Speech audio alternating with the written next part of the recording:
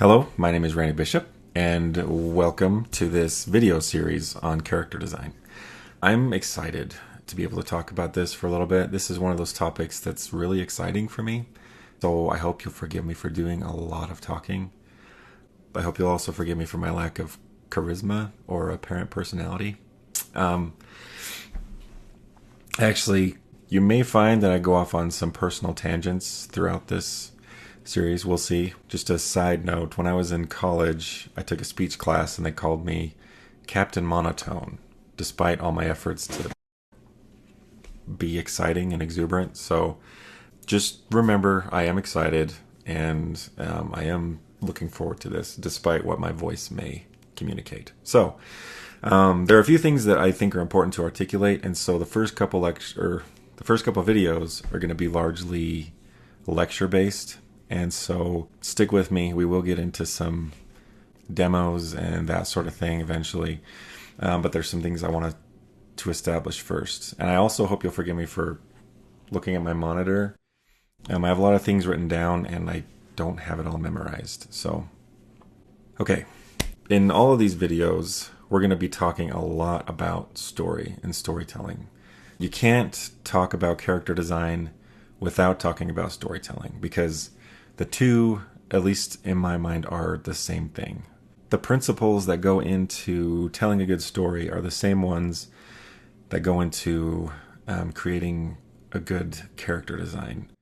Art in all of its forms is about communication. Whether you're a composer, a writer, a designer, an illustrator, whatever else, as an artist, everything you do is tied to communication. And in this case, we're going to be talking specifically about storytelling. But no matter what you do, you're saying something with your art, okay? As a character designer, you're responsible for creating the conduit through which the audience experiences a story. And people experience stories through characters, and so the design of a character has a dramatic effect on the story, which is what makes character design such an exciting thing and an awesome job, in my opinion. It's really exciting to me to think that my designs are what people attach themselves to, right? What they grab onto and experience the story with. And so it's really exciting for me.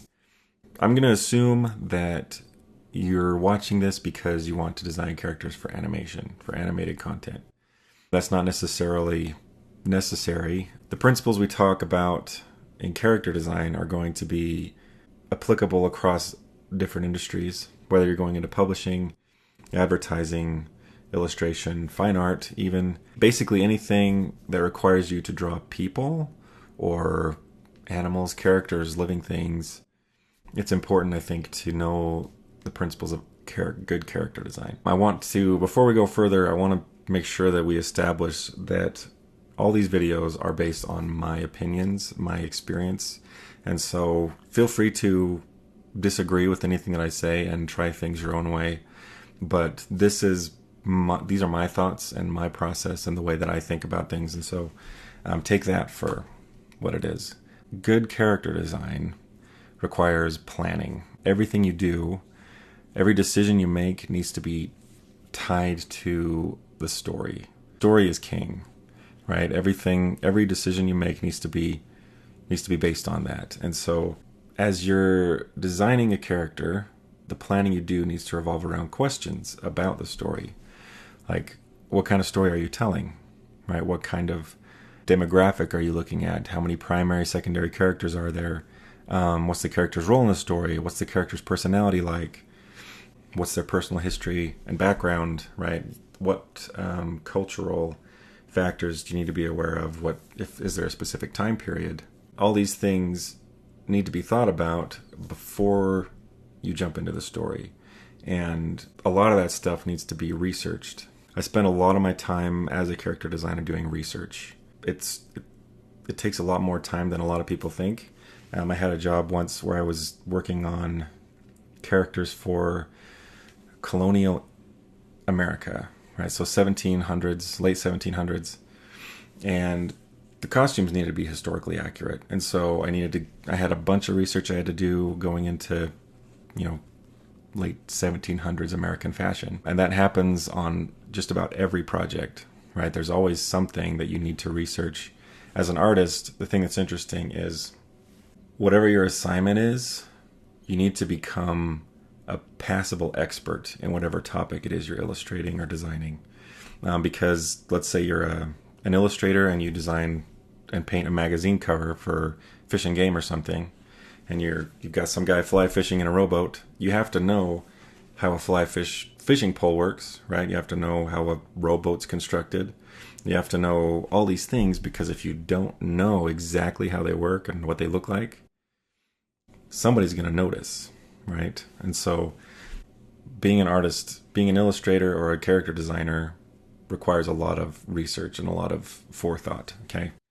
There are a lot of things you need to think about before you jump into a character design, and the more prepared you are before you begin, the better your design will be.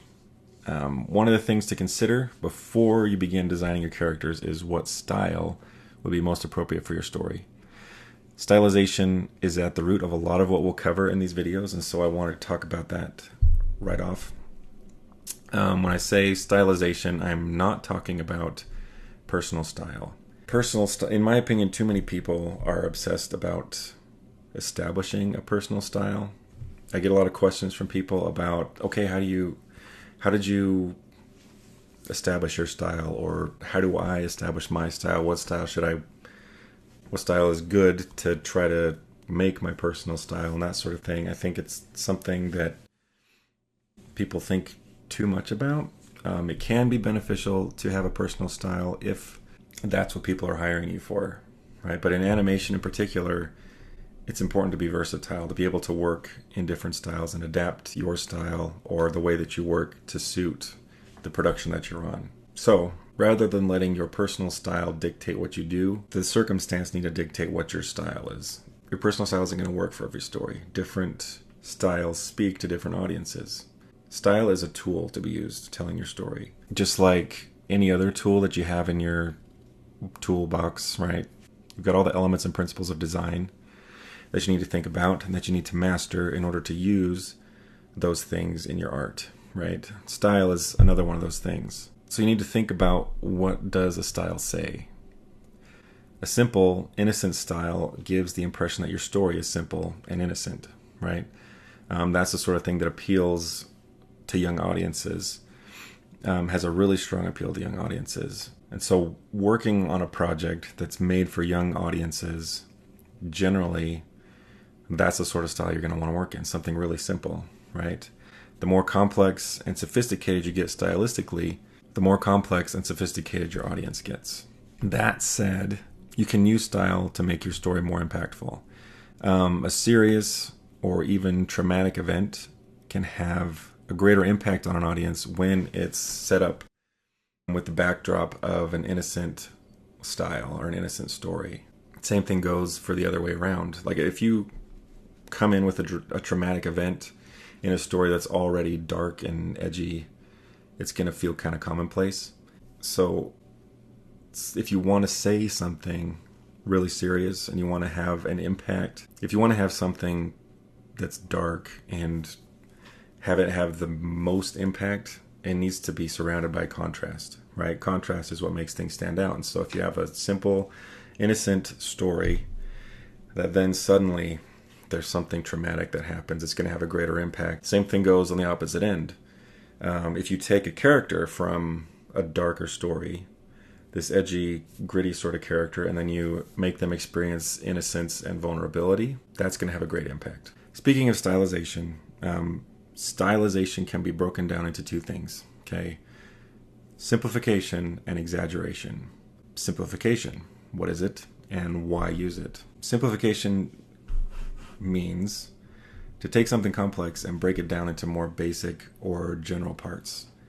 Simplifying an idea into its most basic and pure form makes that idea more memorable and impactful. There's a famous quote that reads, "If you can't explain it to a 6-year-old, you don't understand it yourself." It's a quote that's usually attributed to Albert Einstein, which I have no idea if that's accurate. I don't know Albert Einstein. That said, I agree with the idea behind the statement. If you really understand an idea, you should be able to say it simply, right? And the simpler, it's like if you can simplify your idea, it becomes concentrated. The simpler it is and the more pure it is in form, the greater power it has, right? It's been condensed and compacted into one idea that's powerful. If you want your story to be impactful and you want your characters to have an impact, you need to understand the underlying theme or purpose of the story and be able to communicate it effectively. If you can do that, it doesn't matter what else you do. You could have flying monkeys and flying broomsticks and yellow brick roads and talking scarecrows and all this other ridiculous stuff. But it won't matter if your theme, your focus is where it should be. Wizard of Oz is ridiculous on the surface, right? It's this fantastical, crazy world with all this stuff that makes no sense and doesn't seem to go together all that well. But it works because everything serves the story. You have this theme throughout the whole story that the people in the story, the main characters, are looking for something that they find that they have had the whole time. And because that concept, that idea, that theme is so strong, it doesn't matter what else they put in there. There's all kinds of crazy weird stuff in there, but because that theme is intact and they know exactly what they're saying, it works. The same thing applies to a character's design. To a certain extent, it doesn't matter what you do with the character as long as you're true to who they are. As long as you have something that you want to say and you know what that is. That idea opens up the doors of possibility wide open. In the world of art, we see the same solutions to the same creative problems over and over again. I'm sure I know you've seen this. There's like the everyman sort of character in all these movies. It's got like the big nose, the big ears, right? The big head. He's kind of nerdy. And there's like this nerdy, stereotypical solution to that character archetype, right? And it works, but it's like people go in that direction all the time, right? And so you see that design, that same solution all the time, where if you really know who your character is and what you want to say, there are lots of other possibilities. Okay, so that's simplification. I mean, we kind of elaborated on it a little bit, but at its core, simplification just means to take something complex and simplify it, right? Exaggeration is taking something and emphasizing it or calling attention to it. You could, for example, give a character unusually large eyes in order to make them seem like they're in awe of the world around them. You could give a character a small mouth to make them seem shy or soft-spoken. You could make a character really wide, like as wide as they are tall, to make them feel immovable. There are countless ways to exaggerate parts of your character's design. The advantage of stylization as a whole, simplification and exaggeration together, is that you can say a lot using just those tools. Stylization is something that a lot of artists struggle with, simply because it involves taking reality and manipulating it, proportion, color, value, and other principles in ways that differ from reality, rather than conforming to it. Okay, it's relatively easy to copy what you see if you're technically skilled, right? If you have the skill set and you've put in the time, you can copy what you see fairly easy. It takes a lot more creativity and ingenuity to manipulate what you see and change it into something that you want to say. Okay, let's talk about how we can apply what we've talked about so far. First, here's a photo of me that was taken a few years ago. A photograph is representational, meaning that it mimics reality closely. Stylization, as we've said, is a combination of simplification and exaggeration. This image here represents a simplified version of reality, something that breaks complexity down into more basic parts. This one is a drawing where a few things have been exaggerated. The glasses, the nose, the beard are bigger, the neck is smaller. Planar changes have been emphasized to give a more angular, chiseled look, among other things. It's not enough, though, to understand what stylization is. It's important to recognize it and know what's happening, But to be an effective designer, you need to know how to use those tools. Let's look at a couple of different ways to use stylization to say specific things about a character. Here we've got a generic character that's been stylized a bit. There's nothing particularly special about him, and there's not much here to say who he is or what sort of story he's a part of. He's just an average guy. But if we change his proportions just a little, we get a character with a little more story. Suddenly, this guy looks smart and not particularly strong. If we change the proportions again, he looks strong and not particularly smart. The facial features on all three of these guys are exactly the same. But by exaggerating the relative sizes of his cranium and jaw, we're able to say something about his intellectuality and his physicality. A strong jaw and neck is something that's generally associated with physical strength, whereas a large cranium is generally associated with intelligence. By emphasizing or de-emphasizing just those physical traits, you can create a range of identities.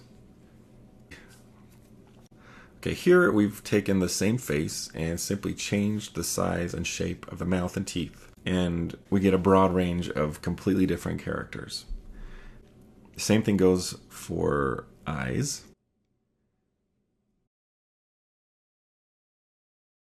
noses, face shapes, ears. There are lots of different things that you can do. And that's just one aspect of your character design. Once you understand that and you can manipulate that idea, you can change all these different aspects of your character and know how to do that to say what you want, you'll be a powerful designer. To put this idea into practice, take some time to analyze a few different visual stories, movies, TV shows, from the view of stylization. Try to decide why the creative team decided to work in that particular style and whether or not you agree with that decision. If you think it aids the story and the message or impedes it and you think they could have done something different. Also, take a character that you've designed or someone else has designed and tweak just one small aspect of it in a few different ways to see what that says about the character and how it changes the way that character comes across. Hello and welcome back.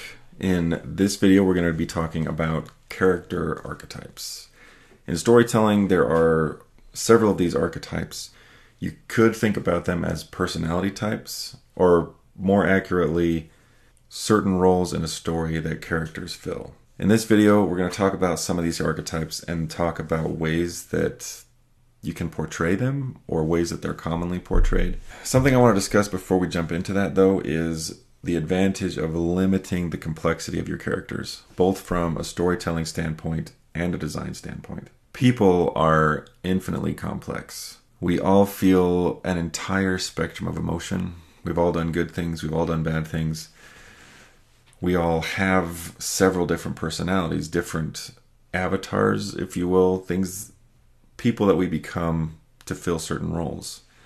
For example, I am a character designer, but I'm also a husband and a father, occasionally a teacher, a student, a client, an employee. It all depends, and I'm a different person for each of those roles. It's almost impossible to peg a person down into one role, right?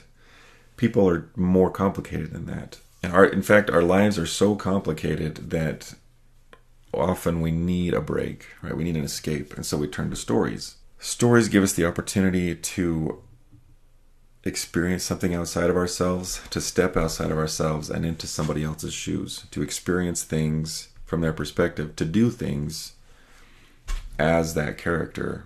But the life of one person is so complicated that it's impossible to truly capture the scope of it in a story, and so themes emerge. In a good story, things are limited to a particular theme in order to give it a proper direction and purpose. Even biographies and documentaries tend to be constructed in a way that focuses on a specific message. A story that limits itself in the proper way can have a tremendous impact on its audience, whereas a story that tries to say everything winds up having very little impact on anything. To give you an example, in the movie It's a Wonderful Life, the main character, George's most prominent quality is his generosity. He lives a life of service to other people. When he gets low in the story and feels like a failure, he casually mentions out loud that he wishes he had never been born. He's then shown by an angel what the world would be like without him in it. Because the theme of George's life is selfless service, that becomes the theme of the movie. That becomes what the story is all about. That focus is what made that story a classic. Just like storytelling, character design requires focus. It requires you to limit what you say in order to have the greatest impact. If you try to design a character that says too much, you'll end up with a character that says too little. If you think about it, there are lots of stories where the main character is the least interesting of all the characters. The secondary and tertiary characters are the ones that people attach to, the ones that people find the most interesting, because in those stories the character is either too shallow or too complicated. A shallow main character is there because the author or the creator wants the audience to be able to step into them with very little effort. Another problem creators often have with main characters is that in an effort to make them universally relatable, they try to make them too complicated. They try to make them as much like a real person as possible, and that makes them boring as well. If you want your character to really resonate with people, if you want it to have an impact, you need to limit the scope of what you want to say. When it comes to telling a story with a full cast of characters, each character needs to have their own unique and focused role to play. When you have a cast of characters that all perform specific but limited roles, each character plays a potent part in giving the audience a well-rounded experience. Whereas trying to make each character as complicated as a real person only serves to muddy the water and makes for a boring story. Okay, with that preamble out of the way, let's talk about some common character archetypes. As we talk about these, we'll discuss design choices that are often made along with the archetypes in an effort to establish a foundation to build on. A lot of these choices that are made are common and used for a reason, and they work. I'm not saying you should avoid all of these things. In fact, a lot of these solutions are really good ideas and good solutions, but I think it's important to make an effort to make your character stand out apart from all the other characters like it. The first archetype we'll talk about is an archetype that's commonly used as a main character. It's the everyman or regular guy or regular girl character. It's a character that is down to earth and wants to feel connected to the people around them. It's a character that doesn't have anything apparently special about them, the underdog. It's the kind of character that's often used as the protagonist in the story because it's easy for an audience to relate to put themselves in the character's shoes. Everybody's felt left out. Everybody's felt like they're different and they'd like to be part of a group. Because the everyman character is one that doesn't have anything necessarily special about them, it's easy to write them off as a character that doesn't require a lot of thought or effort in their design. That, or you may find yourself recycling a design that's been used a million times, like we talked about. We've all seen this design, right? The kid with the big head, big nose, big ears, maybe even big teeth. Why is it used so often? If you think about it, the everyman character is one that's in transition. They're looking for a way to connect or belong, and it's a lot like how most people feel when they're in their teens and go through the transition from childhood to adulthood. It's awkward. It's super awkward. People go through a lot of changes at that time, physically and emotionally, and the changes aren't always graceful. Most of us go through an awkward stage where certain features grow faster than others, typically your cranium, your nose, your ears, and your teeth. So giving a character those kinds of features gives the audience a visual connection to that uncomfortable part of life. A good example of this would be Hogarth from The Iron Giant or Hiccup from How to Train Your Dragon.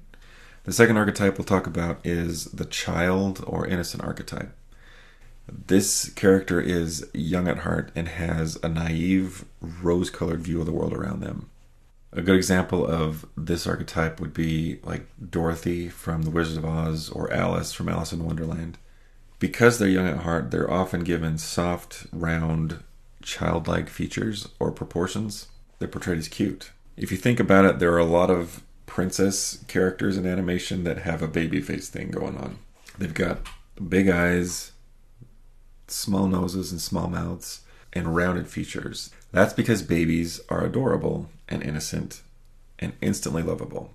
Using baby-like features virtually guarantees that your audience is going to instantly like your character or want them to be likable. The next archetype is the hero or warrior archetype.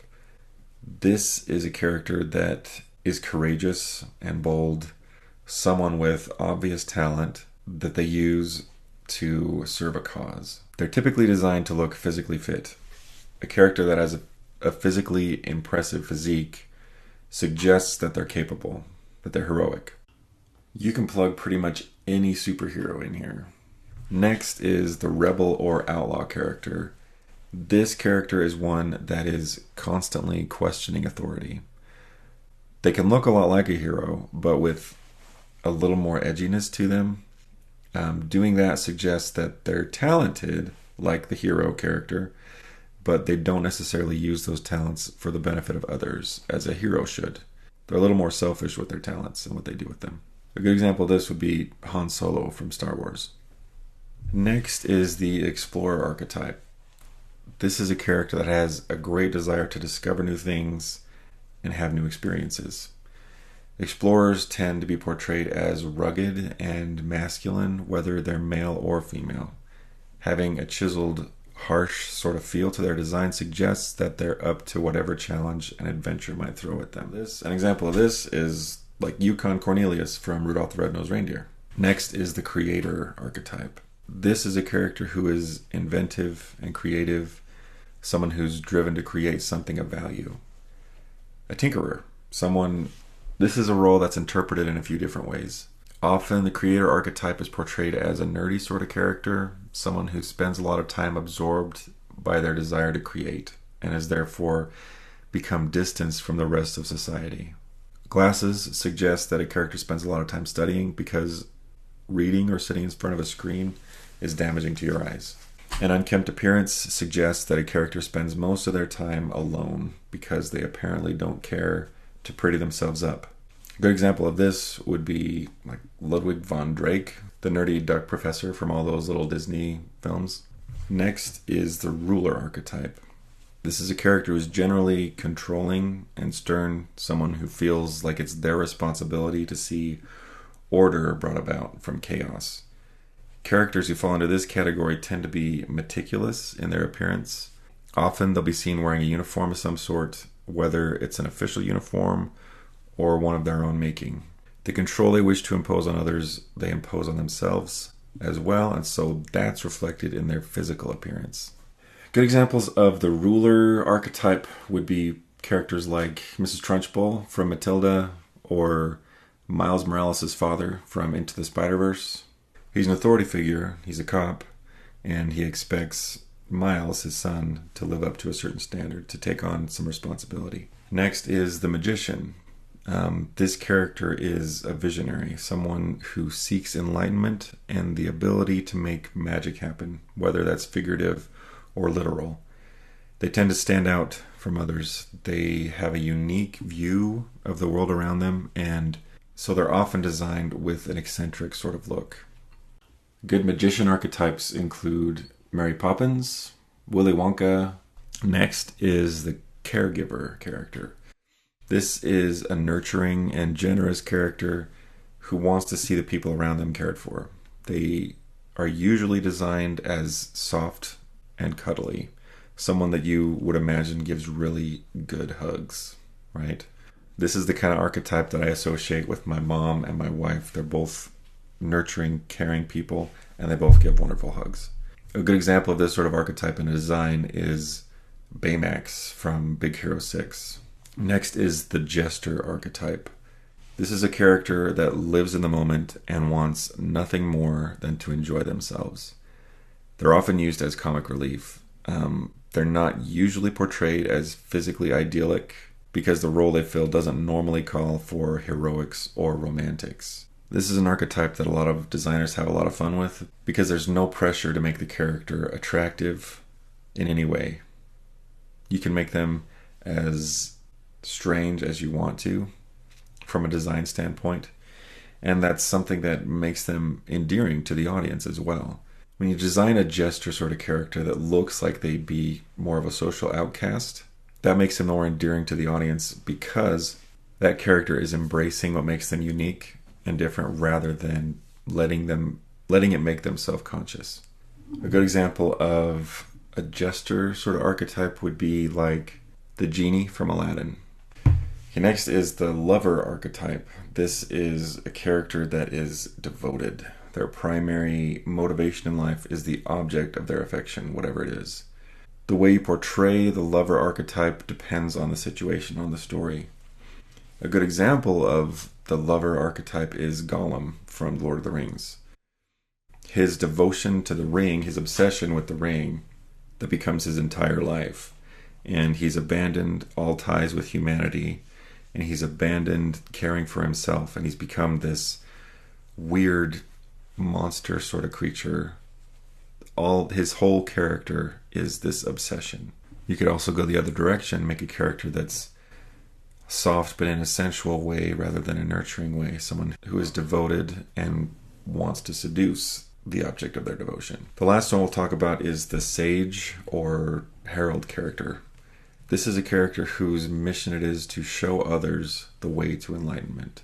They're the character who takes other characters and basically guides them toward their destiny, who gives them sage advice. Because they're expected to be wise, generally this sort of archetype is portrayed as older, or at least having a lot more experience. A good example of this sort of archetype would be like Uncle Ben from Spider-Man. There are lots of lists out there describing archetypes, but there are common threads woven through most of them. I tried to choose the archetypes that are most often used in an effort to make this video as useful as possible. The benefit of knowing something about character archetypes is that you can use them to focus your design, to limit the scope of your design and your character, so that there's something for the audience to latch onto. Okay, now that we've talked about character archetypes, I don't want you to feel like your character has to fit into just one of those roles. Most characters fill more than one role in a story, but there are usually dominant and subordinate roles. It's just like if you're creating a painting. If every color has the same importance as all the other colors, if the values or the temperatures or whatever else, if everything's given the same level of importance, the piece just gets confusing, right? You need to have themes in your work, right? You need to have a dominant temperature, a dominant color, a dominant value, something to unify all the things that are going on. Same thing goes with characters. A character can fill several roles in a story, but there should be one or two roles that are absolutely dominant, that they fill more than any other character in the story. When I say that things should be simplified, when there should be themes, I'm not saying things should be shallow. You can have depth in your character without making the character confusing. I'd encourage you to design a character based on one of the archetypes we've talked about, just one, and make that one archetype your focus. And you might be surprised at how much fun you can have limiting yourself that way. Hello, and welcome back. In this video, we're finally going to get into drawing some stuff, which I'm sure a lot of you are happy about. The first couple of videos, we spent a lot of time talking, and I think that's important. When it comes to anything you do, I think it's important to establish the theory before you start the practice, if that makes sense. Just like in the first video, we talked about how character design requires a lot of planning. When I design a character, most of the planning I do happens before I ever even touch pencil to paper or stylus to tablet or whatever the case may be. Having that planning done in the beginning speeds up the entire process a lot. Character design isn't just about the final product, it's about the process. When a client or a studio is looking for a character designer, they're looking for not just someone who is technically skilled, but someone who can think well. A long time ago, I attended my first ever animation expo, which was super exciting for me because I was a kid from Idaho and had never been around the animation industry before. I mean, I loved animation, I loved storytelling and that sort of thing, but I'd never actually been in it or been part of it and been able to rub shoulders with those sorts of people. And so the experience was really exciting for me. And being a kid from Idaho and being a college student at the time, my college experience up to that point had been focused on fine art and illustration in the traditional sense. Illustration in the publishing, advertising, editorial arenas, all the traditional. There was no animation in my education up to that point. And so when I went to this before I went to the expo, I showed my portfolio around to a lot of my professors because I wanted to have it ready. And my professors were all from very different professional backgrounds. And so a piece that appealed to one professor wouldn't speak at all to someone else, and vice versa. And so it was hard to tell. I had these mixed reviews from my professors, and I took that as a sign that my portfolio was well-rounded, which was probably a mistake, but may have not. I don't know. But when I finally got to the expo, I showed my portfolio around, and I had this laundry list of critiques from everybody. Which sounds discouraging, but the thing that was nice about that was that it was the same laundry list from everybody, because the expo was industry focused. And I think a big part of becoming a good character designer is doing the proper legwork beforehand, like we talked about, and part of that is networking. And so going to an industry specific convention or expo is advantageous because those people know exactly what you need to do to get the exact job that you want, right? The reason I bring this story up is that I had this traditional illustration portfolio that I took to this animation expo, but it may have been a decent illustration portfolio, but it was not a good character design portfolio. And the reason for that was everybody there that I talked to said I needed to show more of my process. I needed to show more sketches, more iterations, more variations, that sort of thing. And that's sort of when I started to understand that character design isn't about the final product. It's about the process. It's about the way that you think and the ideas that you generate in order to get to your final product. For that reason, this video is going to be more or less a time lapse of my process. The process is the important part. I'm going to kind of be talking over the time lapse a little bit, but if you can see someone's process, you get a better idea of how they think and how they approach character design. And because this course is basically my thoughts and my ideas on character design, I think it's important to show my process. Before we jump in, again, I'll just say that every project is different, every client is different, every character is different, and so process changes depending on those factors. I don't think there's one right way to approach character design. I don't think there are necessarily correct or incorrect ways as long as you're thinking about certain things. For this character, I decided I wanted to start with body types. When it comes to thinking about proportions on a character, I think it's important to keep in mind what it is that makes a figure masculine or feminine aside from the obvious. Okay, here we've got a man and a woman, and right now we're just going to talk about some of the subtle differences between what makes a figure feel more masculine and what makes them feel more feminine. Some of them are really subtle and some of them are not. Okay, the first one and the most obvious is shoulder to hip ratio. If you look at the widest point on this guy's hips compared to his shoulders are much broader than his hips. Whereas the female, her hips are basically the same width as her shoulders. And so one way to make a character feel more masculine or more feminine is to mess with that shoulder to hip ratio. To make a character feel really masculine, you could give them really broad shoulders and a really thin waist. to make a character feel really feminine, you could give them really narrow shoulders and a really broad waist. Something that contributes to that is that men tend to generate more muscle mass, women tend to generate more body fat. And that contributes to this feeling of a more angularity in men and more curviness in women.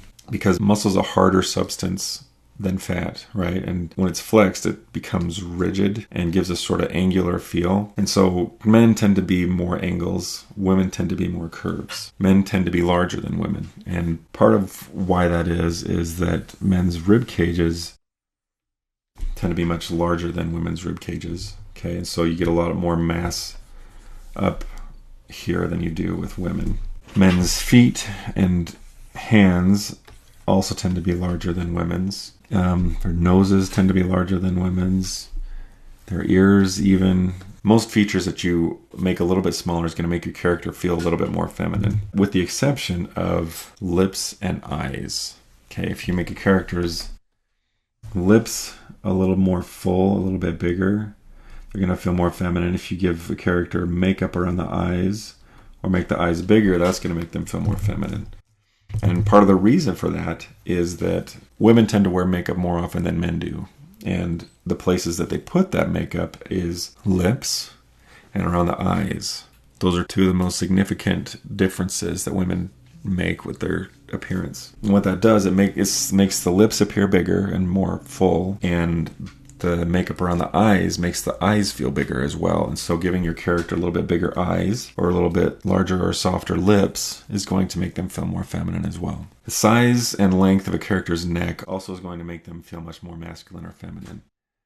A man's neck tends to be thicker than a woman's neck because there's more muscle mass there, right? There's these muscles here, the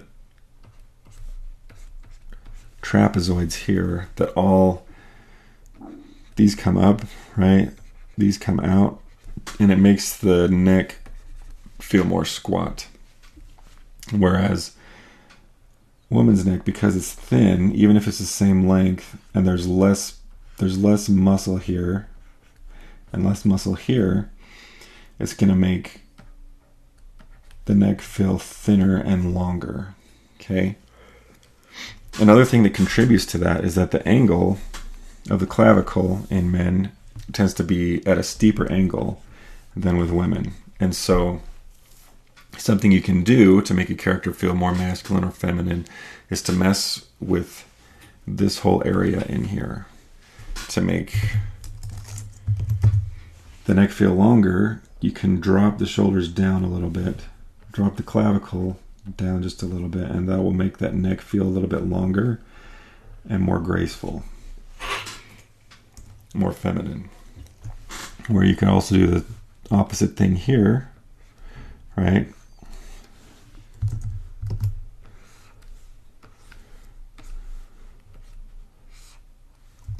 Make the neck feel even shorter.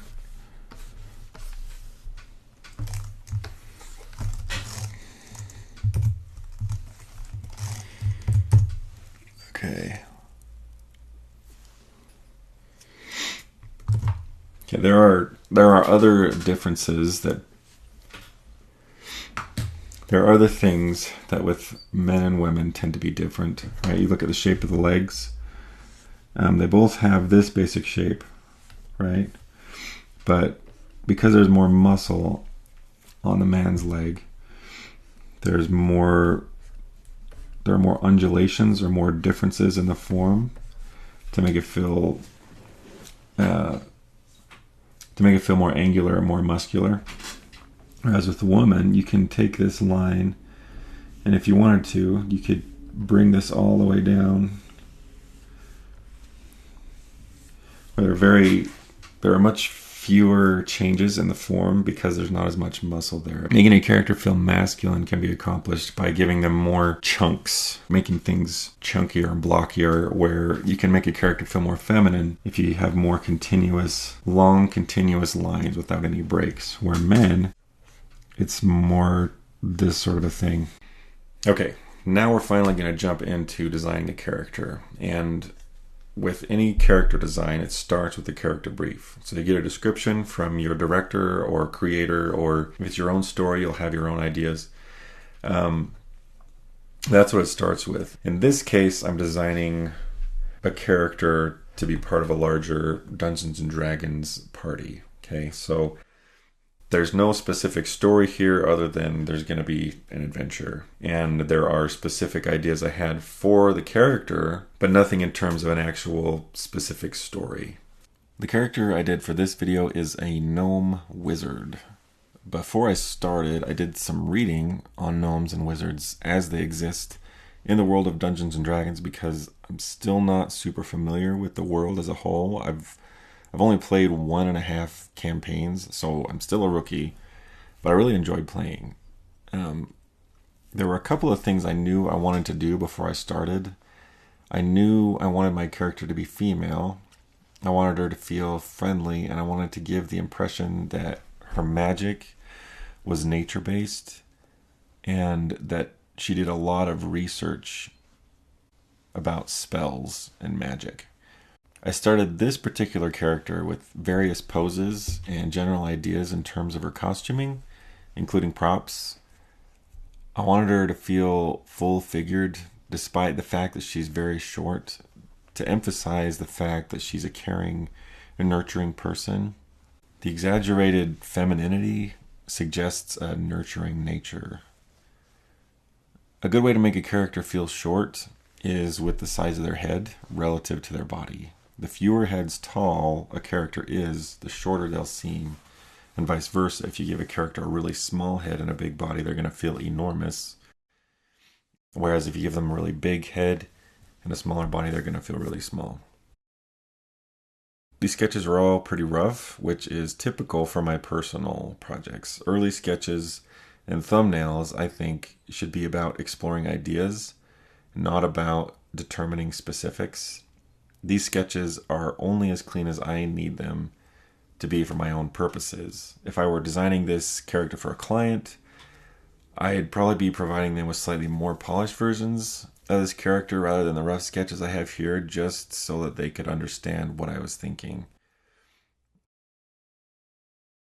Like I said before, character design is about the process, and people like seeing your process and your sketches and that sort of thing, but you also need to make sure that your clients know what you're doing. Things need to make sense. So however clean they need your sketches to be, that's how clean you need to do them.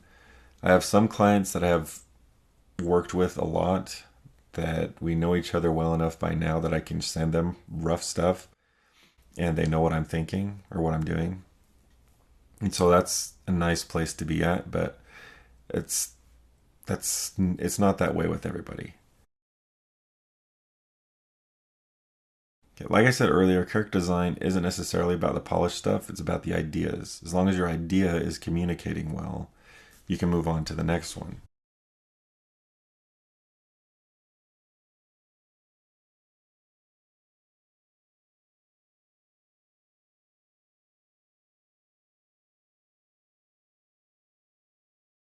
I liked this sketch because it gave the right impression of the character. She has a sort of mismatched set of scrolls and a book, which suggests she's searched for knowledge in various places. It's not all the same kind of knowledge or the same kind of information, and the glasses reinforce that idea.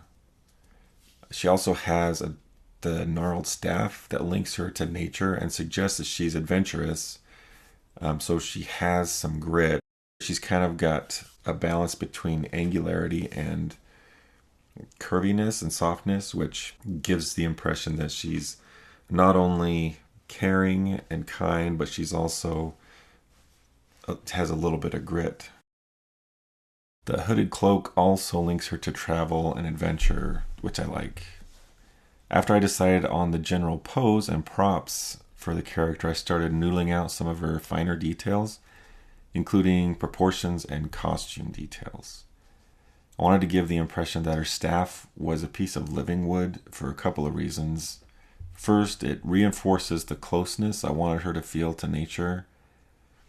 Second, a living staff is something that would be obviously magical. She's got this staff that she carries around all the time that's producing berries and leaves and stuff. That's going to be obviously magical, which I thought was cool. I wanted each of the scrolls she's carrying to have their own distinctive style so that it's obvious that they came from different sources, like she's traveled around to gain her knowledge. Something I tend to do a lot is to take a sketch and draw over it several times to bring it to different stages of refinement.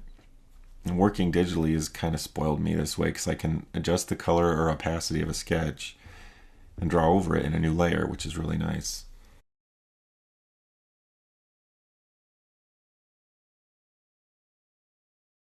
Working digitally is kind of a two-edged sword, I think. It's really nice because it speeds up the process, but then at the same time, people who jump into digital painting or working digitally without ever having really learned how to paint or work traditionally, I think they're missing out on a bunch of really valuable knowledge. I think it's important to learn how to mix colors on a palette, how to warm up or cool something down using paint.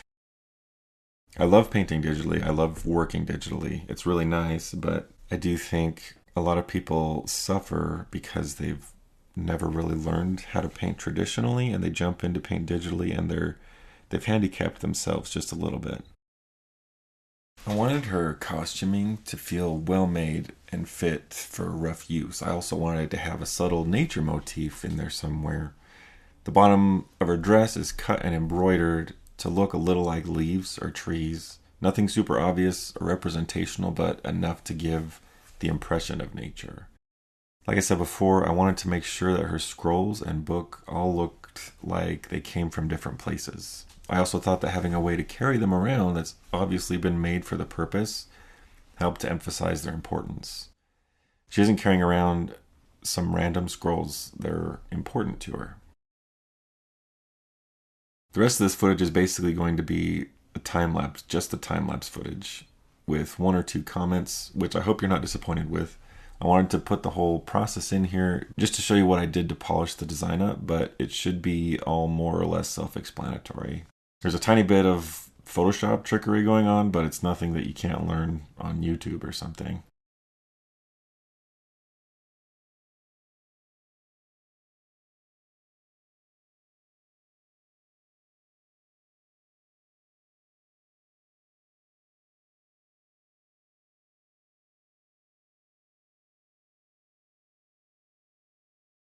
When it comes to inking anything, like putting final line down, I think a lot of times people struggle with that just because they feel like their sketch loses its life a little bit, which is pretty common.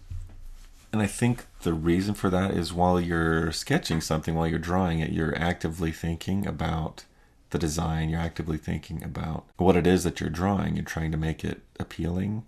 A lot of times when people are just putting clean line down, cleaning it up, they lose a little bit of that life and some of that thought that went into it. And so I think it's important, at least for me, to keep in mind the design and what it is that you were trying to say in the first place, and then try to say it again, not necessarily just trace what's already there. Just tracing over a sketch isn't enough. You have to be thinking about it. Rather than trace it, think of it as redrawing it. You're drawing it again, you're not just tracing it. Almost like you're drawing it for the first time. And that'll help, at least for me, that helps to keep some of the life in it.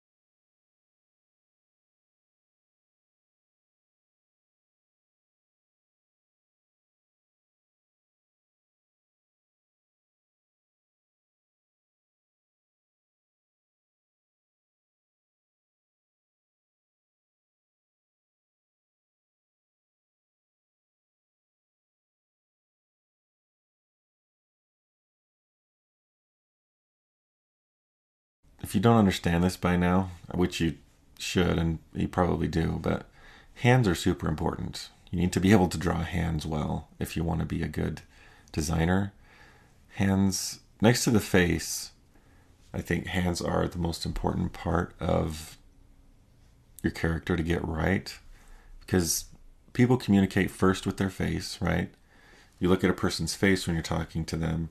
The other thing you look at is their hands. You watch what they're doing with their hands. People say a lot with their hands. And so people are used to looking at hands. And so if you have a really nice, appealing face on your character, but the hands don't look right, people are going to notice. I mean, obviously, it's a good idea to be able to draw everything really well, but there are certain things that people don't notice as much, and those things you can kind of get away with not doing well. But hands are vitally important. Quick history lesson, or history thought. The Impressionist movement was about painting the way that you saw things, if that makes sense. Impressionists got a lot of criticism from people because they were using colors that people thought were outlandish, right? They would think, oh, the grass isn't red, right? Or, trees, like tree trunks are brown. They're not this crazy blue or purple or whatever colors they were using. People were thinking too literally. They're thinking about local color rather than perceived color. But the Impressionists, their thing was they made a conscious effort to forget about local color, to forget about the way things actually were, and focus on what they saw. Different light affects things differently, right? And so if someone's sitting under a tree, if their skin looked violet, then you paint it violet, right? They made a conscious effort to paint exactly what they saw, and that was a revolutionary sort of thing. Artists like Manet took it even farther than that, and not just color. He painted in a way that mimicked the way that eyesight works. So he would concentrate on his focal point. He would render the focal point out really well, and then the farther he got from that, the more obscured things would get. And you might think that's just a choice, or it's just a stylistic choice to focus on your focal point and then kind of let everything else fade into the background. But that's the way that eyesight actually works. You can only actually focus on a very small part of what's in front of you, and the rest, your peripheral vision, is basically garbage. It senses movement, but it's impossible to make out any detail. Anyway, the point is, regardless of what else you do, you need to make sure that your focal points, your face and hands, are communicating really well, that they're clearly defined. And if you choose to take a shortcut anywhere, do it somewhere else. Anyway, that was just kind of a random thought. But I think it's also, it's super interesting to me, and I thought, why not talk about it?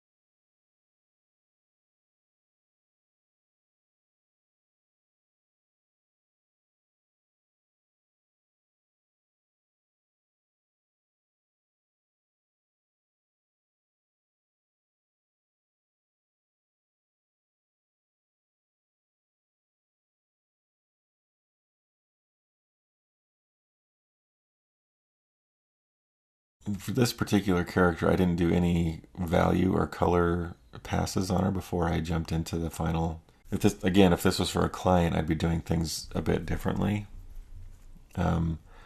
Here, I'm just kind of working it out as I go because it's just for me, and I don't need to see all the options at once. I can work through them as I go. But if this was for a client, I'd be doing color comps where I'd have different options in terms of palettes and values and that sort of thing. But it's just for me, and so I was kind of lazy and didn't do it. But you can see I'll kind of toggle back and forth between grayscale and color just to make sure that the values are working well, because if your values aren't working, then the rest of your piece isn't going to work. If your values are working well, it almost doesn't matter what else you do. Like with the Impressionists, you can paint someone's face violet, but as long as your values are correct, people aren't really going to question it. If your values aren't working, though, you've got a serious problem.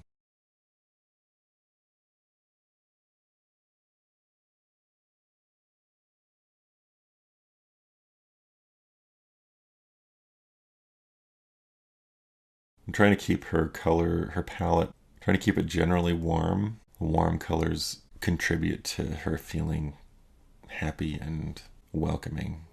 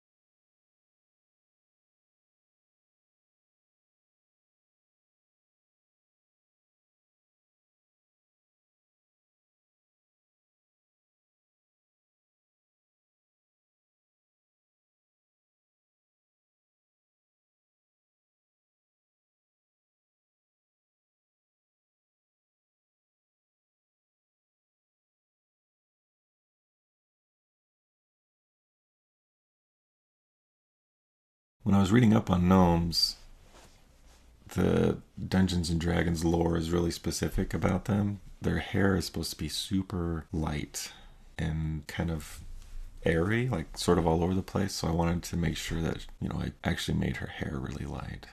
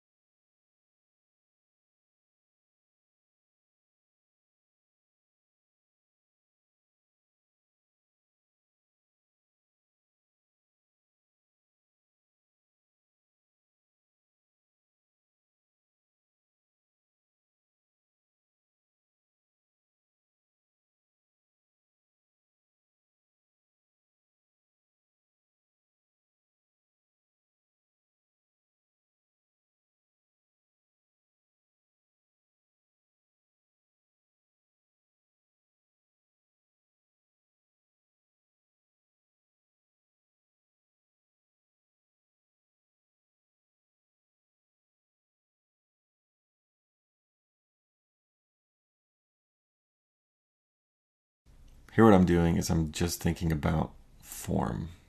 I've thought a little bit about color and local value, but now what I'm doing, this part of the process is almost therapeutic for me. I love to just paint. I'm almost done being creative, right? This is a part I don't really have to think about. I can just kind of go to town. Something that's beneficial, I think, about doing your color and your value separately in Photoshop or when you're working digitally is that it's really easy to adjust one or the other. Right? If you have to think about both, let's say you send a character illustration to your client that's got, color and value and all that stuff on it, and the client suddenly decides, oh, you know what?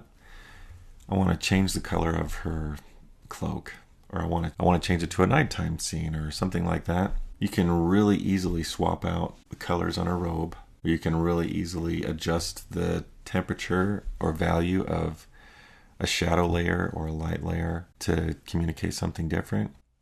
Whereas if it's all on one layer, like a traditional painting, you have to go in and repaint everything. It's just practical to do it this way. I still like to paint all on one layer a lot. I think it's fun, but doing it this way is more practical. And in case you are wondering, I'm doing this this is going to be a multiply layer. The multiply layer white becomes transparent when you put it on multiply. And the values, anything darker than that, blends with and darkens anything on a layer beneath it.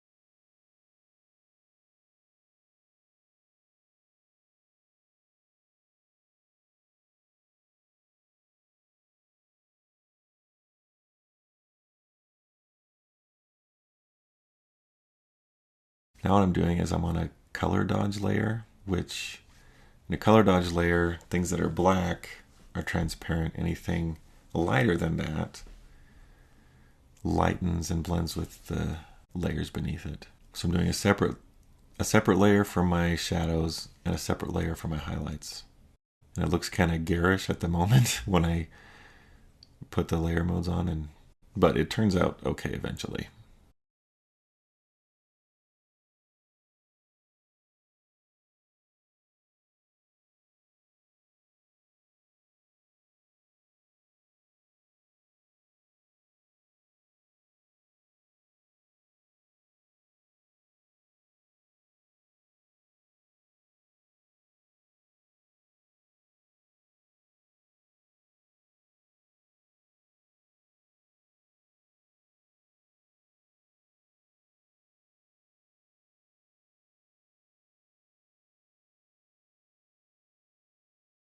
There are certain things that I think are really important to learn.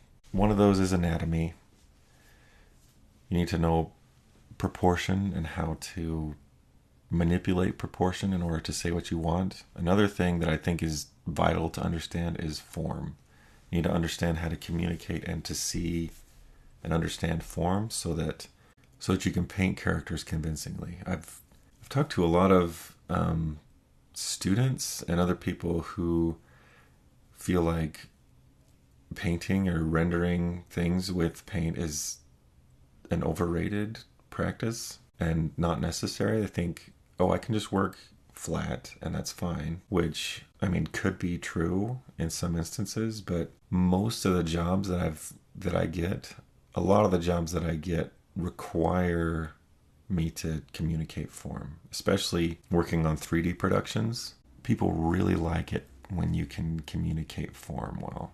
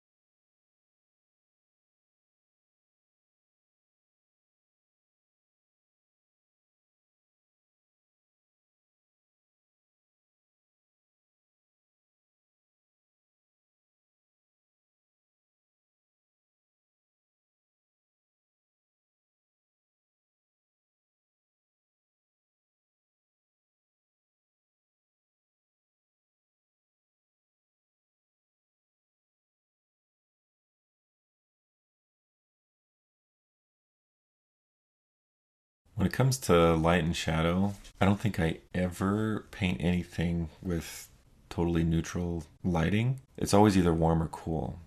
Having a warm light and cool shadows says something. Having cool light and warm shadows says something. If you're just doing something completely tonal, it's just gray on gray for your light source, you can do that, and a lot of people do that really well. But I think it just adds life to your work if you're thinking in terms of warm light, cool shadow, or cool light, warm shadow. Plus, I really enjoy thinking about light and color. If you have, let's say, like in this instance, I've got a yellow light source, and the shadows are the complement of that. They're violet. If you have a red light source, your shadows are going to be green. If you have a blue light source, your shadows are going to be orange. That's the way it is. And it's really interesting to me to observe that sort of thing in nature. It's not something that most people notice. I talked to my wife about this one time. I remember we talked about this on the highway once. We were driving down the highway and there was snow on either side of the road. And it was a little bit later in the evening, right before sunset. And the light and shadow was so intense.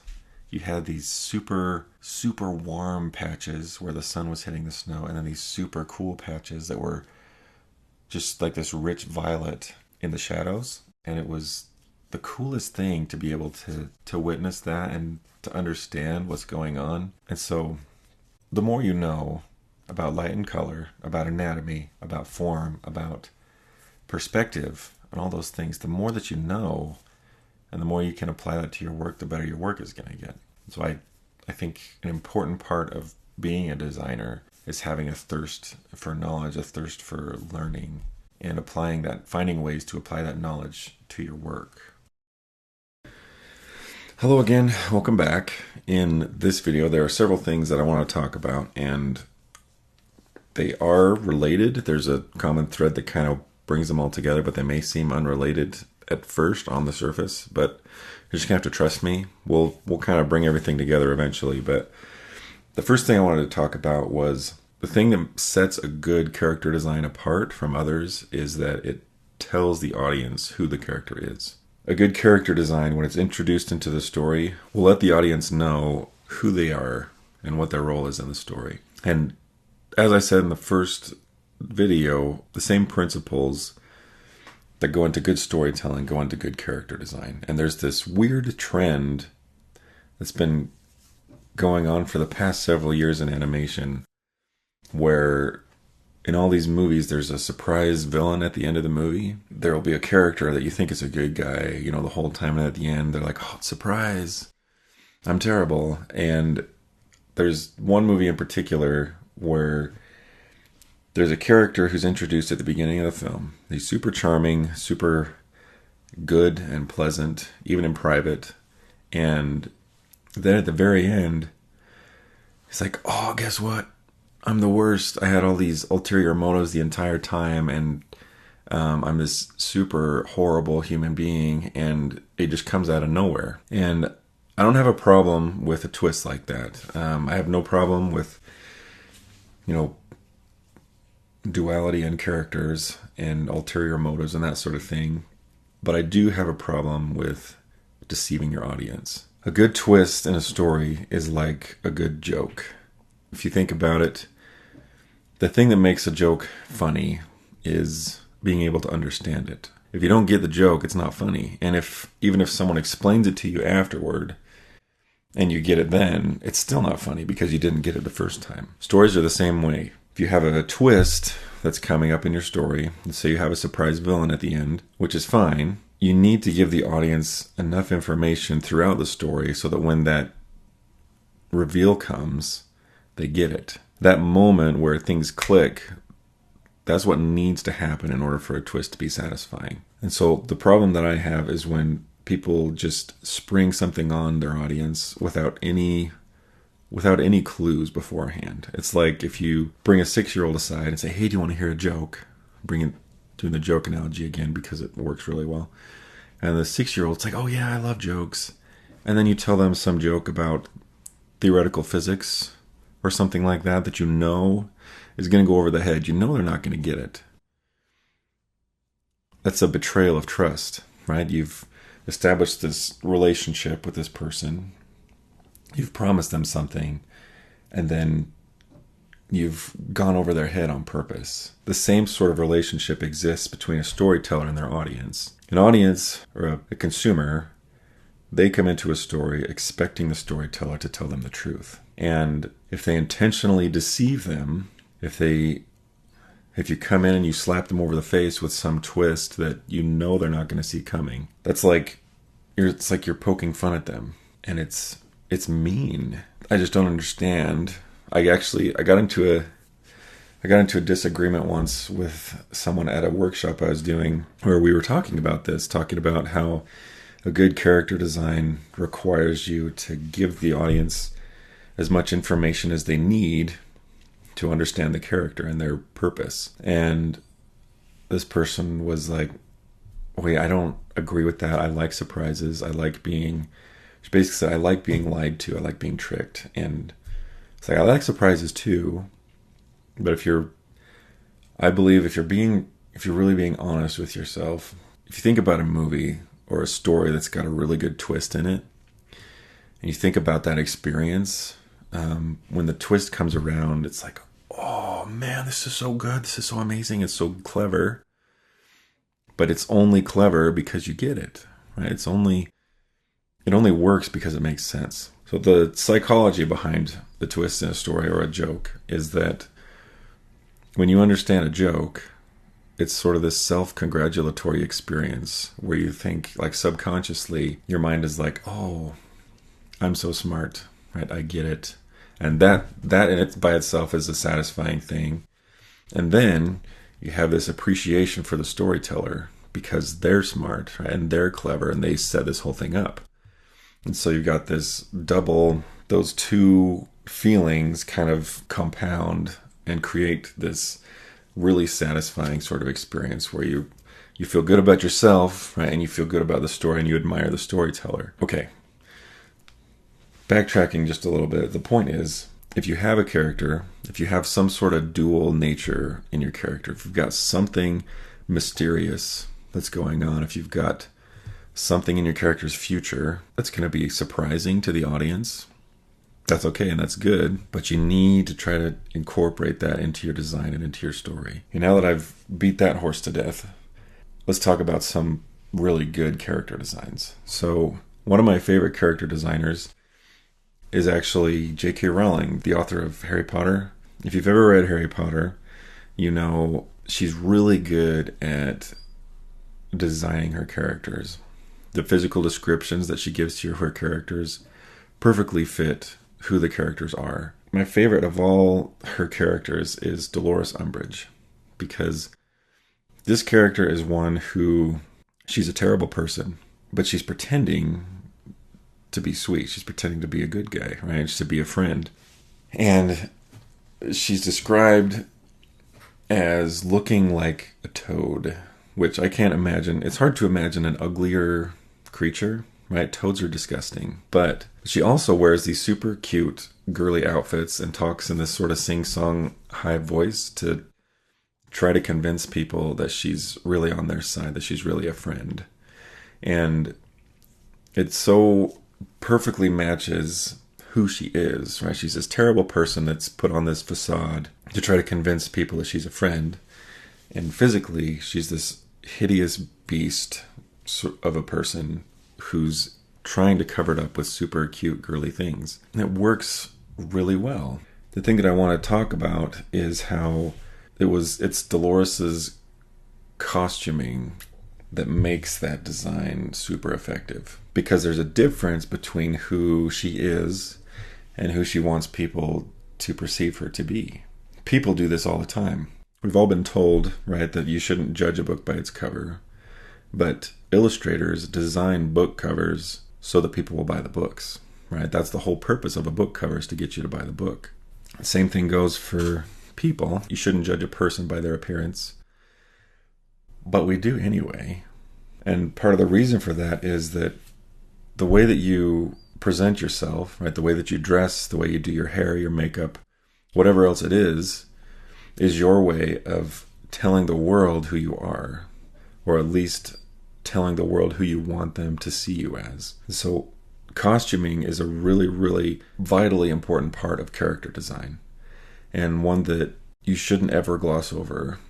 I had a problem with this for a long time. Growing up, I read a lot of comics. Anyway, a lot of how I learned to draw came from reading and looking at comics, and so I drew a lot of really ripped naked dudes, basically, right? So superheroes, they don't really wear clothes, right? It's like they've got these painted on costumes and maybe a cape.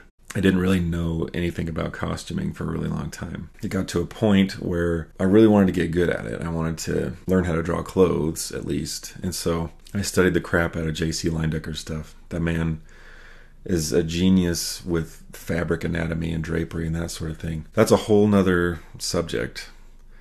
Fabric anatomy and studying costuming. It's important, I think, to study clothing, to know how it's constructed, because costuming has a dramatic effect on your character design. In the first video, we talked about how changing one aspect of your character's face could change who they are completely. Costuming does the same thing. If you have a character, you can have the exact same character, but you change up their costume. Each costume changes who that person is. So a lot of thought should go into your character's costuming. Another really good, Dolores Umbridge was a good example of effective costume design. Another one is, a really good one, is Miles Morales from Into the Spider-Verse. If you haven't watched that movie, you should consider this a call to repentance. Okay, watch the movie.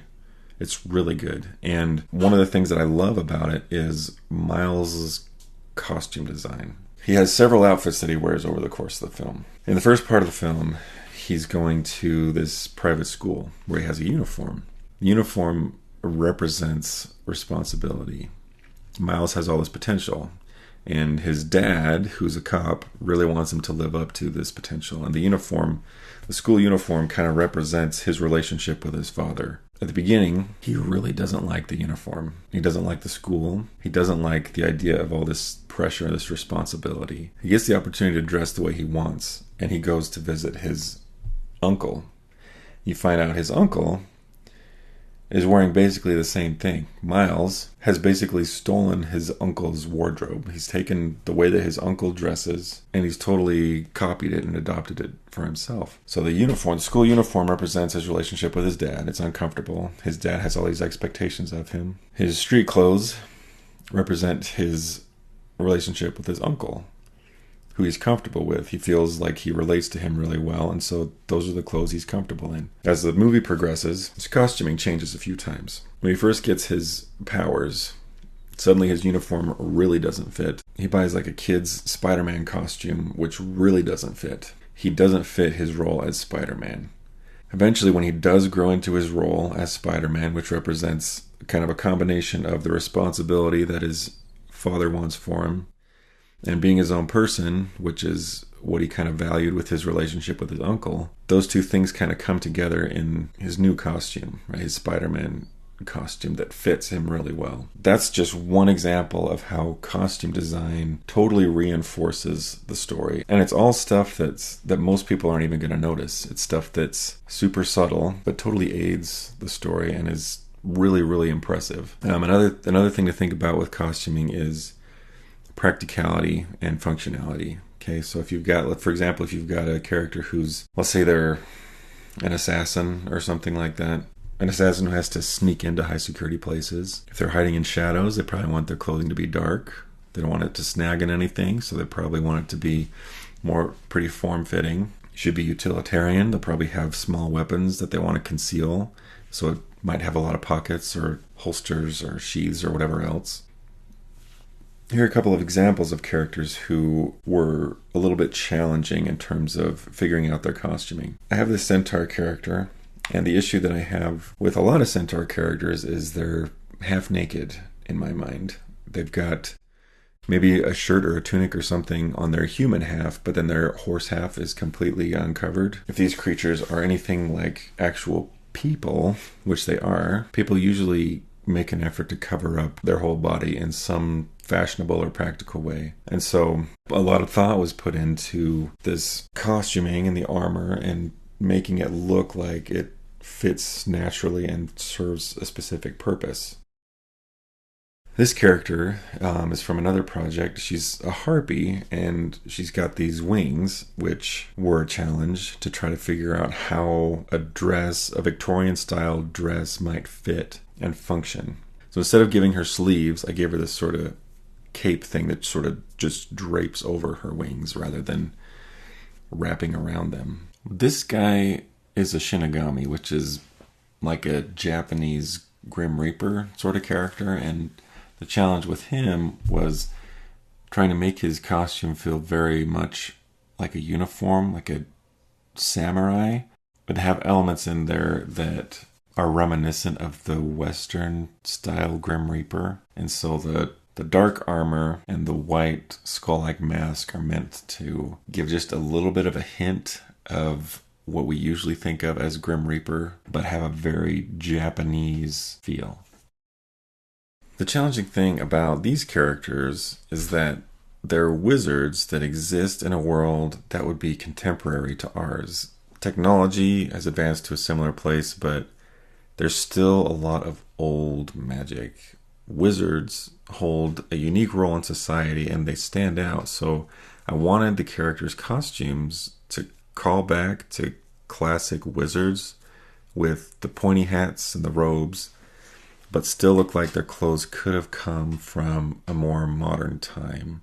This guy is the villain of the story, and so I wanted him to feel intimidating and keep him from feeling too ridiculous. Wizards are meant to stand out, as I said, and there's kind of this universal uniform of the hat and the robes, but I wanted to balance the whimsical, eclectic sort of feel with a more serious and threatening presence for this guy.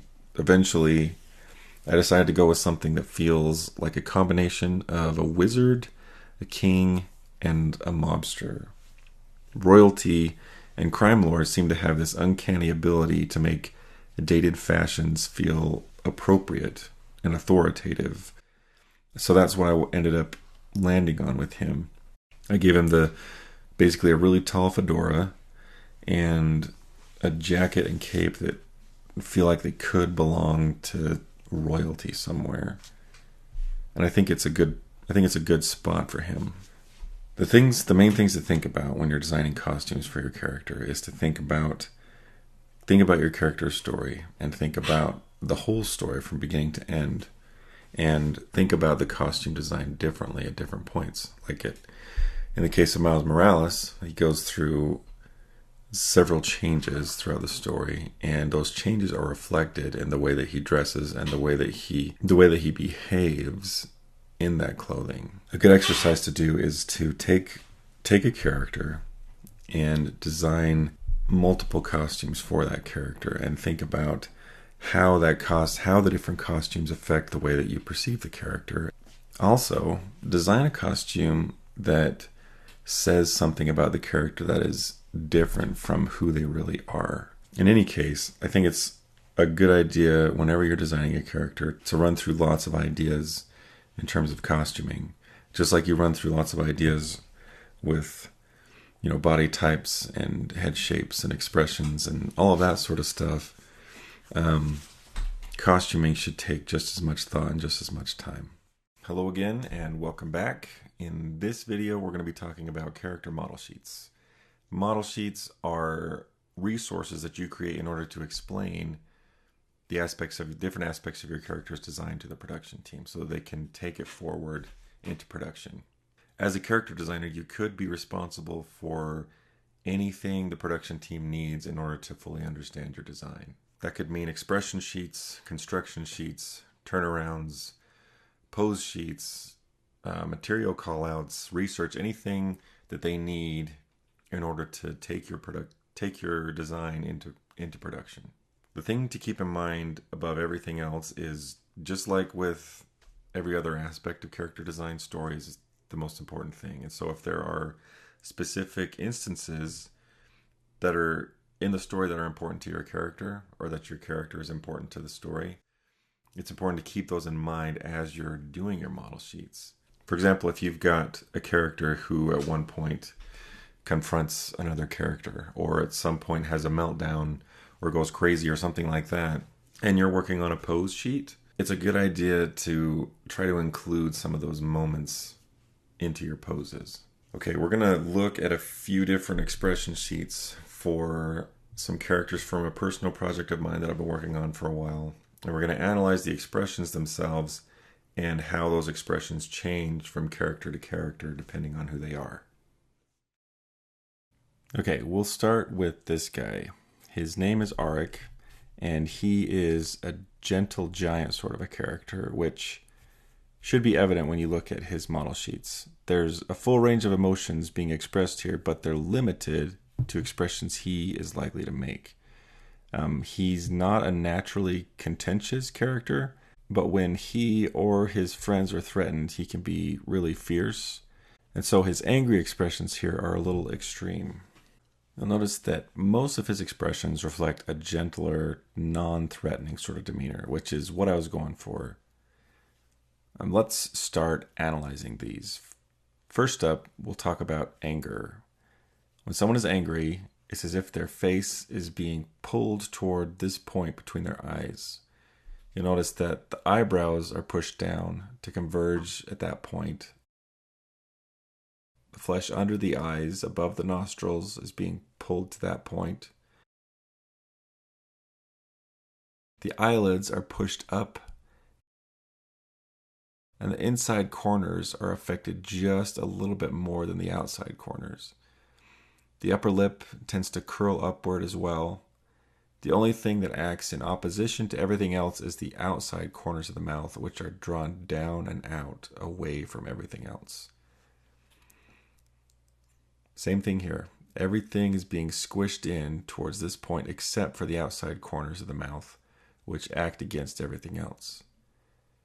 Here you can really see how the inside corners of the eyelids are being pushed up. In direct contrast to that, look at the happy face.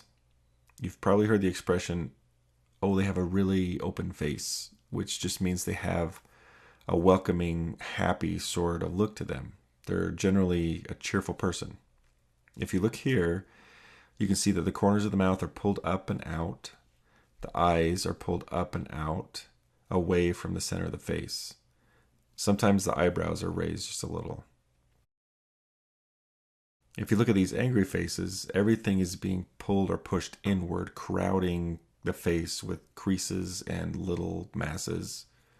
Whereas a happy face feels much more open, like a door that's welcoming you in for a warm hug or something. You'll also notice that the eyelids move upward in a slightly different way than when someone's angry. It's a really subtle thing, but the outside corners of the bottom eyelid are pushed up slightly more than the inside. Exactly opposite of how the inside corner is pushed upward when you're angry. Happy and angry expressions are the two most foundational expressions, in my opinion. The third expression that I think is like a primary expression is surprise. That's simply because it shows how far the character's face can be stretched. It's also a good idea to have an expression that shows how compressed a character's face can get, a squash and a stretch. But unfortunately, I don't have an example here. Okay, when someone is surprised, their face is stretched equally in both directions, up and down. The eyebrows go up, the corners of the mouth go down, the bottom lids come down, the upper lids go up. Okay, let's look at this expression here. Usually there's a nice fluid line that connects both of a person's eyebrows. This character doesn't really have that here because the expression has been stylized a bit, but your eyebrows are more or less connected. You can't bring this eyebrow down without bringing the corner of this one down a little bit as well. So there's always this sort of fluid S-curve thing going on. I really like the tilted eyebrow look because it's a good way to add asymmetry to a face, and it makes the expression feel less straightforward. In the case of this expression, I thought it would be a good idea to introduce some more asymmetry with the nose and mouth. I like the twisted sort of expression we get here. The nose and mouth are tied tightly together. When you lift one corner of the nose, the lip comes up with it. The overall effect is this cool twist that I really kind of like. When you're introducing asymmetry into an expression, I think it's a good idea to remember the concept of contrapposto. Contrapposto is an idea that became super popular when the Greeks were creating a lot of figurative art, a couple thousand years ago. The idea is to set the angle of the hips at a counter angle to the shoulders. If you have the shoulders at an angle like this, you want to put the hips at an angle that opposes that to achieve a level of balance within the asymmetry that you've established. The same idea holds true for the angles of the eyebrows and the mouth and nose. Setting them at opposing angles helps the face to feel balanced. The same thing's happening over here. The eyebrows are set at one angle, the nose and mouth are set at an angle to counterbalance it. The last expression I really want to talk about is sadness or anguish. It's an emotion that I think can be tricky to really nail down, at least for me, which I think is because it's usually a private emotion. It's not something that we often share with the world, especially in public, and it's not one that we see very often in other people. It's a private sort of thing, right? It's also a complicated emotion. In my experience, being in real emotional turmoil, being in anguish feels like something's tearing at you emotionally, like you're being ripped apart. And the expression reflects that, I think. It's actually really close to anger in a lot of ways, but with a couple of slight adjustments. The eyebrows look like they're being pulled down and in towards this point, just like in an angry expression. But then they're being pulled upward as well, which creates this shape and emphasizes the emotional conflict that's going on beneath the surface. If we were to bring the bottom lids of his eyes up a little, the emotion of the expression intensifies. We could also bring the corners of the nose up a little more and bring the outside corners of his mouth down a little more. It adds to the intensity of the expression as well. Anger, fierce anger, is a very intense emotion. There's a physicality to it. It's a very, very raw emotion, and sadness is the same way. Those two emotions are linked really closely, I think, and so the expressions are really similar. The real difference is in and around the eyes. Like I said before, this is an expression that was really hard for me to nail down when I first started doing model sheets for people, just because the difference between sadness and anger is so small and subtle. So I spent a lot of time pretending to cry into my webcam before I finally understood what I was doing. And part of what's cool about art, I think, and about learning anything in general, is that once you learn something, once you learn the reason behind what you're doing, it makes the experience more enjoyable, at least for me. If I know why I'm making certain decisions, it makes the whole process more satisfying. Okay, let's look at a few sheets from some other characters. I have a few different characters to look at that are all from the same project as the one we just looked at. And just to illustrate how expressions are different depending on the character. Okay, this is a character named Erasmus. He's a secretive, angry sort of character. And so his expression sheet needs to reflect that, despite having a lot of the same base emotions presented. This is his neutral face. Even in this face, he has a default grumpy sort of demeanor. You can see that the corners of his mouth are turned down in a permanent frown, and the inside corners of his eyebrows dip down a little bit as well. So there's always an element of mean old guy in his expression.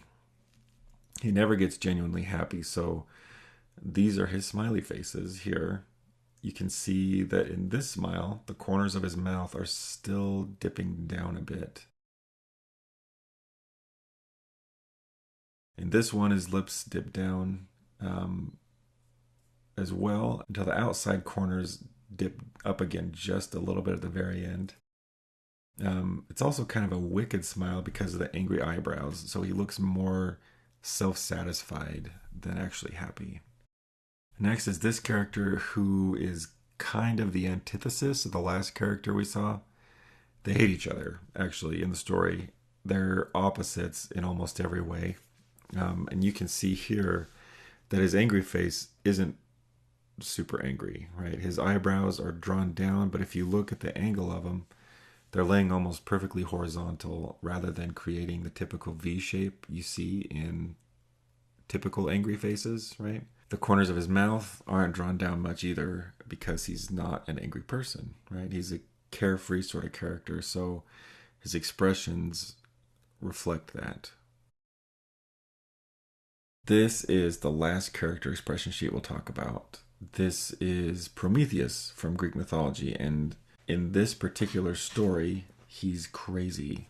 And something like insanity isn't easily expressed in a simple character illustration or design. An expression sheet really helps to give people a look into how a character's mind works, because you get to see how they emote, right? And for characters like this, it's particularly important.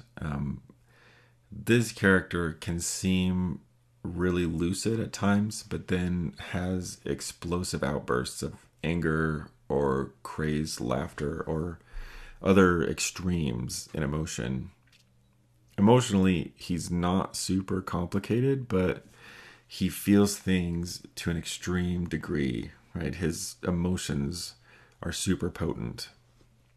And to reflect that, some of the expressions that seem more reserved also feel like he's holding something back, like he's on the verge of an outburst or something.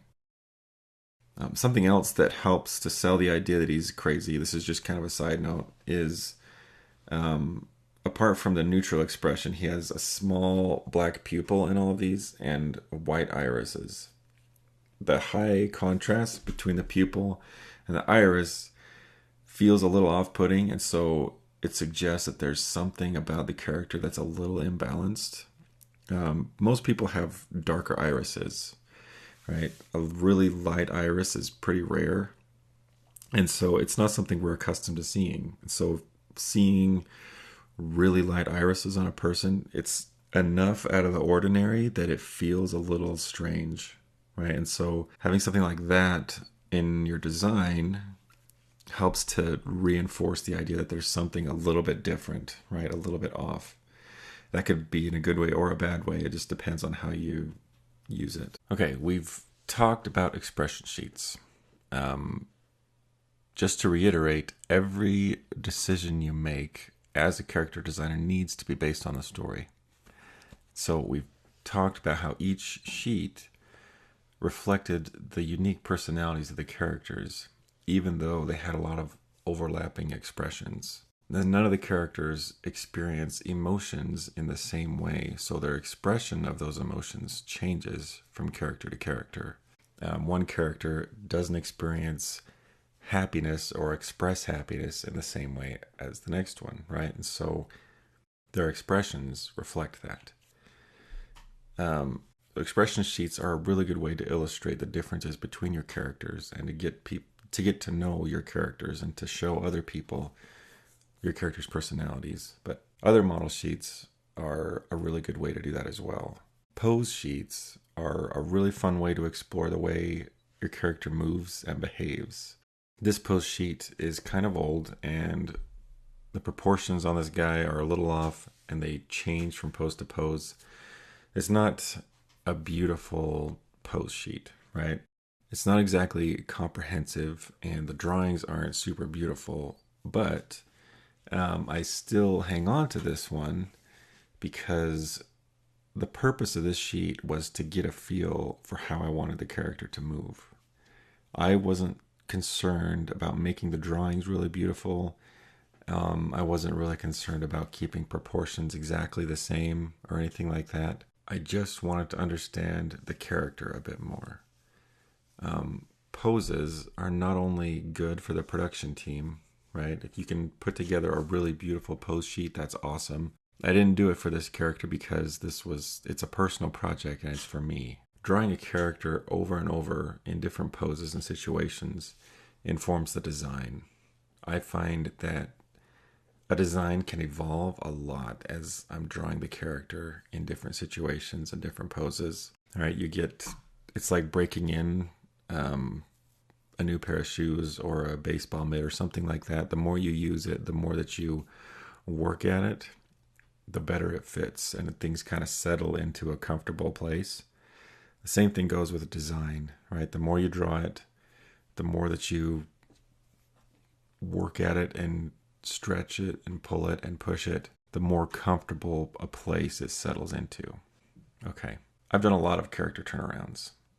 It's not something that a lot of people enjoy doing because it's really technical and it feels like I don't particularly enjoy doing it just because the reason production teams need turnarounds requires that things be very static and inexpressive, and so it's not as fun to draw. But because not a lot of people enjoy doing it, a lot of that work comes my way because I may not particularly enjoy it, but I'll do it. Character turnarounds serve a couple of purposes. First, a turnaround is a good way to work out any kinks in your design. If you draw a character from the same angle over and over again, it might work really well up from one particular angle. Once you try turning it, it may not work as well. And if the design has issues from other angles, it's much better to resolve that at the design stage than when the character has been passed on to the production team, to modelers or animators or whoever else. Having a character turnaround also gives you the assurance that on a 3D production, the modelers know exactly what you expect the character to look like from different angles. There are a lot of other sheets that you might be responsible for as a designer, but expressions, poses, and turnarounds, in my experience, are the ones that are most commonly sought after. And if you can do those really well, you'll be more marketable than a lot of other artists out there. Hello and welcome back. In this last video, we're going to be talking about character lineups. Up to this point, we've talked a lot about designing individual characters and the different aspects that go into that. Now we're going to be talking about what happens when you start introducing other characters. Most stories consist of more than one character. It's important to be thinking about that from the beginning, and we'll talk about why. The relationships between characters are an important part of almost any story. You can, as human beings, relationships help determine who we are and how we behave. You can tell a lot about a person by observing them around other people. Seeing who they choose to hang out with and how they treat others says a lot about a person. It follows that depicting characters interacting with each other can be really beneficial in showing off who those characters are. Posing characters together can be tricky for a lot of people for a lot of reasons. One of those reasons is that anatomy can be tough to master. To really be good at anatomy, I think you need to be constantly studying it. You need to be observing it all the time. You need to be watching people and drawing people, right? Drawing one character in a dynamic pose is hard enough when you take into account anatomy and proportion and form and lighting and movement and perspective and all these other things that affect what you see, right? Adding another person or multiple characters into that just ups the complexity and the difficulty of the task a lot. Whether you struggle with anatomy or if it's hard just to add more people, my advice is the same in both cases. You need to draw from life and from reference. Observation and mileage, I think, are two of the most important tools to anyone who wants to draw people or anything else in a convincing way. Watching things, observing things, studying things, adding to your well of knowledge. If you know how things work, if you know how things are built, how they're structured, the more that you understand a subject, the better you'll be at drawing it. And the more that you draw it, the better you'll get at drawing it as well. Showing interactions between characters is a really good way of showing off who your characters are, their relationships to each other, and it's something that I think everybody should practice. But it's not necessarily what I wanted to talk about, because you can say a lot of those things. You can say a lot of the same things by just putting your characters next to each other in a lineup, which is the traditional way of presenting multiple character designs for a project. A character lineup is an important part of the process, I think, because seeing characters next to each other tells you several things. First, it shows the relative sizes of your characters, which highlights any outliers. If you've designed a character to be exceptionally tall or short, hopefully you've done that for a reason, and showing them in a lineup really highlights those decisions and helps underline and emphasize what you're trying to say. If you've ever watched professional basketball, which I'm not a big sports guy, but I have watched basketball before, okay? So if you watch like an NBA game, all those guys look like they're relatively the same height, right? And then you get these outliers who look puny, right? I remember there was this point guard I remember thinking was super short, and then I found out he was like 6 feet 3 inches or something, which is pretty tall. Right? You put him next to normal people and he's going to look tall, but you put him next to these huge 7, 8 foot tall guys, he looks puny. So relative size is a big deal. And so if you've made decisions like making someone feel really tall or really small, putting them next to other people to kind of show what's normal in the culture or the story will help to highlight those decisions.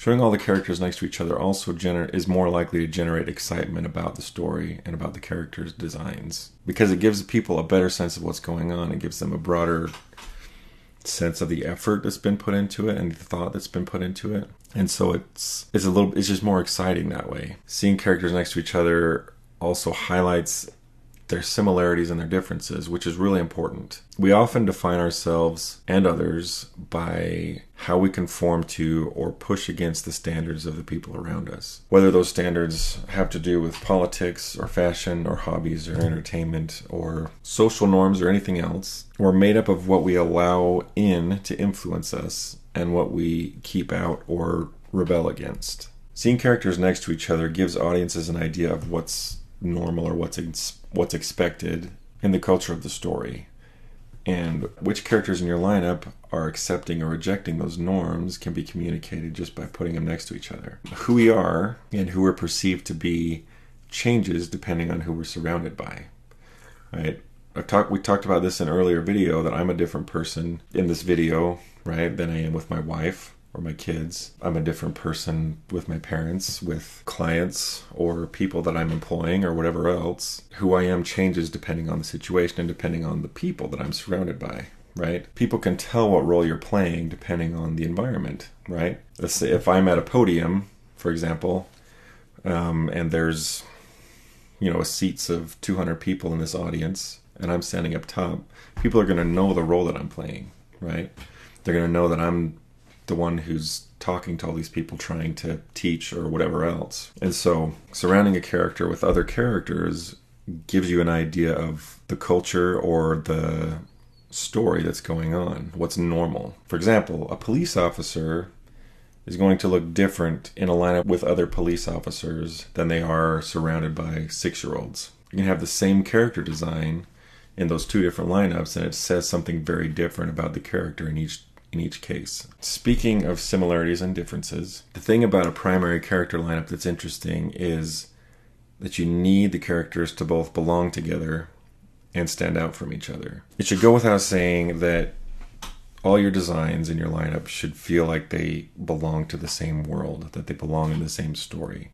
Stylistically, things should be consistent. A good example of this is Ralph Breaks the Internet, the Wreck-It Ralph 2 movie. In that movie, they brought characters together from a bunch of different Disney, Marvel, and Lucasfilm properties, and they took the original designs, tried to keep the original look of the character, but then they redesigned them to fit better in the world of Wreck-It Ralph. So they had all these characters from all these different worlds, very different worlds, and stylistically married them together so that they belonged in the same place. You need your characters to stand out from each other, too. So there should be plenty of variation in your lineup. You don't want things to be boring.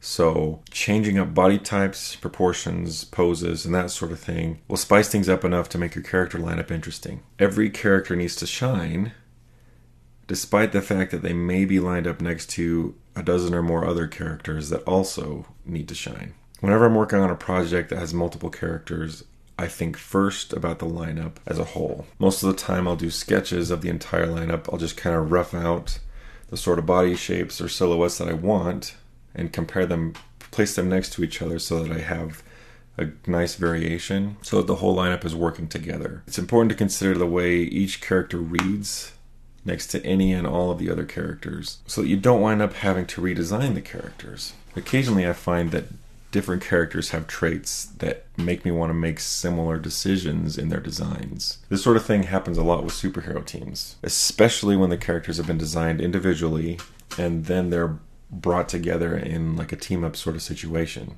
A lot of superheroes have basically the same physical characteristics. The only real variations in their designs are their costumes. If you were to take a dozen characters from a superhero comic and line them up next to each other in their underwear, most people wouldn't be able to tell you who is who because there are so many similarities in their designs. So by starting with the entire lineup in mind, you're able to keep the characters' individuality intact from the beginning. The same principle applies in any field of art making. You start with the basics, right? Your broad strokes, your sketches, and then from there you tighten things up, or you work from rough to detail, right? From big to small. That way, if there are any issues, you can catch them early on by starting with the simple things, with the big shapes, the broad strokes, the rough sketches. By starting that way, you're able to find any major issues early on and fix them early on so that you don't run into issues when you're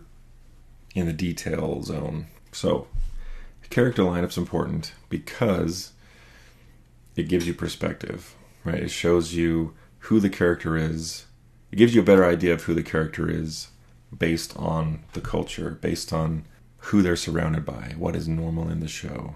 It adds one more step of depth to your design and to your thought process. So whenever you have a project that has multiple characters, I would encourage you to always be thinking about the entire lineup, thinking about all the characters first before you start dialing in on the details. Thank you for watching. These videos were actually really hard for me to put together because character design is such a huge subject, and this class was meant to cover character design and not just one aspect of it. And so there are so many things to consider when you're designing a character that I had a really hard time deciding on topics that were broad enough to cover a good chunk of what I think character design is, but still be focused enough to be beneficial. And so I'm hoping that I landed in a well-balanced place on those, but I know the videos aren't going to be perfect. Not all my decisions are going to, resonate with everybody, but hopefully I did try. Okay, I did try to make this as good as I could. And so thank you for spending the time and the money on the course. I wish you the best of luck with your projects